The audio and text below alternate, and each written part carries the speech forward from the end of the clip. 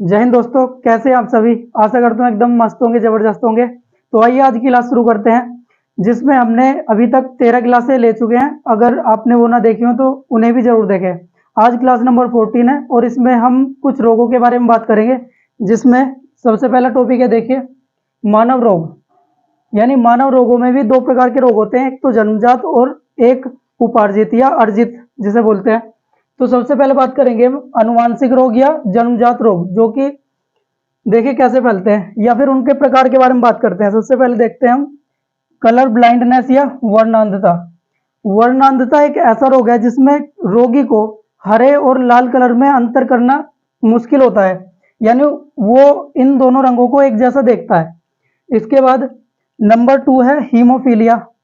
इसमें क्या होता है, जब भी कभी किसी को चोट लग जाती है तो उसका जो जहां चोट लगी, जैसे मान के चलो खून निकल रहा है, तो खून का थक्का नहीं जमता इसमें। तो इस रोग में क्या होता है, खून का थक्का नहीं जमता, इसलिए ये बहुत घातक रोग है। और ऐसे मरीजों को जिनको शुगर या फिर हाँ शुगर की बीमारी होती है, तो उनके लिए और भी ज्यादा घातक हो जाता है। इसके बाद जो नेक्स्ट है उसके बारे में बात करते हैं। देखिए, अब हम जो दूसरे प्रकार के रोग पढ़ेंगे उनका नाम है अर्जित रोग। देखिए, अर्जित रोग या एक्वायर्ड डिसीज, इसमें क्या होता है, ये रोग जन्म के बाद होते हैं, यानी जन्म से नहीं आते। जिसमें सबसे पहले हम बात करेंगे, ये दो कैटेगरी में है, एक तो संक्रामक और एक असंक्रामक। यानी संक्रामक ऐसे रोग होते हैं जो मतलब मानव से मानव या फिर कुत्ते से या फिर जैसे जानवर से फैलते हैं, उस तरह के रोग। तो सबसे पहले बात करते हैं संक्रामक रोगों की। इसमें क्या होता है, ये जीवाणु यानी बैक्टीरिया, वायरस, प्रोटोजोआ आदि से होते हैं, और उसी में कवक भी है। ठीक है, अब इसमें कौन कौन से रोग होते हैं वो आगे देखेंगे। अभी पहले हम इनकी कैटेगरीज देख रहे हैं। जैसे अब दूसरे प्रकार के हैं असंक्रामक रोग, यानी नॉन इन्फेक्टियस रोग। इसमें ये क्या होते हैं, ये विटामिन की कमी या फिर हार्मोन्स की कमी हो जाए या हार्मोन्स की अधिकता के कारण होते हैं। अब एक एक करके समझ लेते हैं इस कैटेगरी में कौन कौन से रोग आते हैं। देखिए, सबसे पहले बात करेंगे हम मच्छरों से होने वाले रोगों की। तो मच्छरों से होने वाले रोग कौन कौन से हैं, जैसे मलेरिया, चिकनगुनिया और डेंगू। तो ये तीनों रोग सीटेट के लिए बहुत मोस्ट इंपोर्टेंट हैं, तो इन्हीं से ज्यादातर पूछे जाते हैं हमारे क्वेश्चन जितने भी आते हैं। देखिए, सबसे पहले अगर हम बात करें मलेरिया की, ये मलेरिया जो है मच्छर के काटने से होता है, और मच्छर जो काटता है उसके जो डंक होता है उसमें होता है प्रोटोजोआ। तो ये प्रोटोजोआ से होने वाली बीमारी है, लेकिन मच्छर के काटने से होती है। उसी तरह चिकनगुनिया और डेंगू, ये दोनों के दोनों एडीज मच्छर के काटने से होते हैं। अब हम बात करते हैं सबसे पहले मलेरिया की। देखिए, अगर हम बात करें मलेरिया की, तो सबसे पहले मलेरिया में जो होता है, देखिए इधर वाला ये जो मच्छर है,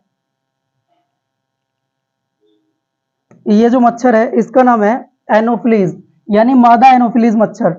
इसके काटने से होता है मलेरिया,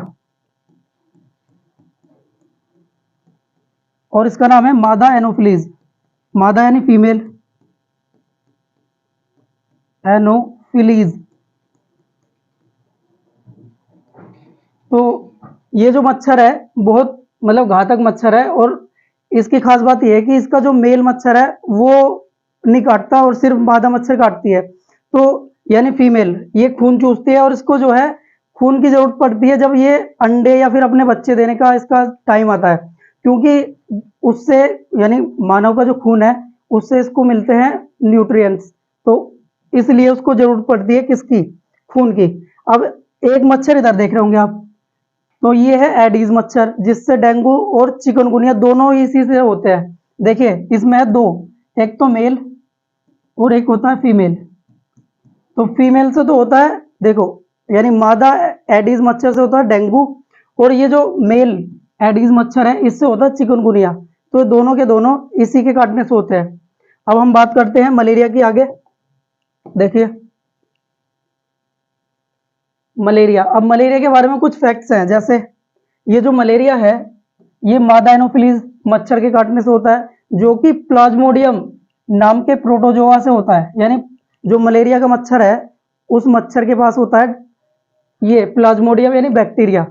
ठीक है, अब ये जो मलेरिया है इसमें क्या होता है, जब हमें मलेरिया यानी मलेरिया, इसमें क्या होता है, बुखार होता है। और बुखार में क्या होगा, ठंड लगकर कपकपी के साथ बुखार हो जाता है, तो बहुत तेज बुखार होता है इससे, और ठंड के साथ होता है वो। मलेरिया परीक्षण, यानी जिसको मलेरिया हुआ हो तो उसका अगर हम टेस्ट करवाएं तो उसमें क्या होगा, मानव के रक्त में मलेरिया परजीवी पाए जाते हैं। और ये जो मलेरिया है ये वर्षा के बाद ज्यादा फैलता है, यानी जब हम आसपास पानी भर जाता है तो वहां पे मच्छर ज्यादा हो जाते हैं, जिस वजह से ये वाला रोग फैलता है। अब हम बात करें आगे, देखिए आगे। अब अगर किसी को मलेरिया हो गया तो मलेरिया का उपचार भी करना होगा। तो मलेरिया के उपचार के लिए क्या होगा, एक कुनैन नाम की दवाई आती है जो सिनकोना की छाल से बनाई जाती है। सिनकोना एक वृक्ष है, उसकी छाल से कुनैन नाम की दवाई बनाई जाती है जो मलेरिया में काम आती है। अब इसके बाद है डेंगू। देखिए, जो डेंगू का मच्छर है वो साफ पानी में अंडे देता है। इसकी खासियत यह है कि वो गंदे पानी में अंडे नहीं देता, वो साफ पानी में देगा। अब जैसे तालाब में अगर मच्छर है तो तालाब में मच्छरों के जो लार्वा होता है यानी उनके अंडे होते हैं, उसको मतलब खाने के लिए एक खास तरह की मछली होती है जिसका नाम है, ये है गैम्बूसिया मछली। इंपॉर्टेंट है, यानी ये मच्छरों के लार्वा को खाती है, गैम्बूसिया मछली। और एक काम और भी कर सकते हैं इसके लार्वा को खत्म करने के लिए, पानी में हम कैरोसिन ऑयल भी मिला सकते हैं, जिससे जो पानी की सतह पर वो पूरी तरह से फैल जाता है और ऑक्सीजन की सप्लाई खत्म हो जाती है, जिससे उसका जो लार्वा होता है वो समाप्त हो जाता है। इसके बाद आगे देखते हैं। देखिए, अब ये जो मलेरिया है इसके बारे में अगर हम और आगे बात करें तो मलेरिया की जो खोज की थी, यानी मलेरिया किससे फैलता है और कैसे होता है, इसके बारे में बताया था रोनाल्ड रोस ने। रोनाल्ड रोस एक बायोलॉजिस्ट हैं जिन्होंने क्या किया, मलेरिया के मच्छर, जो मलेरिया है वो मच्छरों के काटने से फैलता है, इसका इन्होंने पता लगाया था। और इसी के लिए इन्हें 1902 में नोबेल पुरस्कार भी दिया गया था। तो रोनाल्ड रोस का इस क्षेत्र में बहुत बड़ा योगदान है, इन्होंने सबसे पहले इस रोग के परजीवियों को पहचाना था। तो इसके बारे में इतना ही था। अब आगे देखते हैं, शायद ये लास्ट टॉपिक है आज का। हाँ, अब इसके आगे देखेंगे हम कल। आगे भी हम रोगों से संबंधित क्लासें लेंगे, क्योंकि बहुत सारे रोग हैं जो हमारे लिए इंपॉर्टेंट है। ज्यादातर वैसे 3 रोग थे जो अभी बताए मैंने, मलेरिया, डेंगू और चिकनगुनिया। इसके अलावा भी कुछ रोग हैं, उनके बारे में एक एक करके देखेंगे। तो अगर आप हमारा सेशन देख रहे हैं तो इसको लाइक करें, शेयर करें और सब्सक्राइब भी करें। तो मिलते हैं नेक्स्ट क्लास में। जय हिंद।